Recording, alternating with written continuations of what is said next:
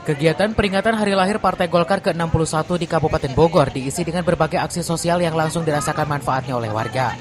Selain bazar sembako murah dan pengobatan gratis, acara ini juga menjadi momentum untuk mendukung komitmen Golkar dalam memberikan pelayanan kepada masyarakat.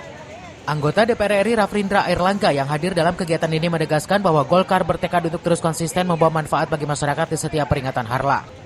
Kegiatan intinya ini dalam rangka HUT Golkar, kita melakukan 2 kegiatan, pengobatan gratis dan juga pasar murah. Jadi kita ingin kegiatan dalam rangka HUT Golkar ini memiliki manfaat langsung untuk masyarakat.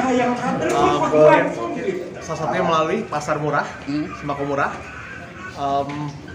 kemudian pengobatan gratis, kemudian nanti ada acara doa bersama. Mungkin sekian seperti itu. Kita akan secara konsisten melakukan kegiatan pengobatan checklist yang gratis, kemudian puncaknya akan melakukan doa bersama serentak seluruh Indonesia. Namun untuk detailnya nanti kita kirim undangannya. Rafrindra juga menyampaikan komitmennya untuk terus memberikan pelayanan dan manfaat yang nyata bagi warga masyarakat Kabupaten Bogor. Dari Kabupaten Bogor, Cevi Suryadi melaporkan.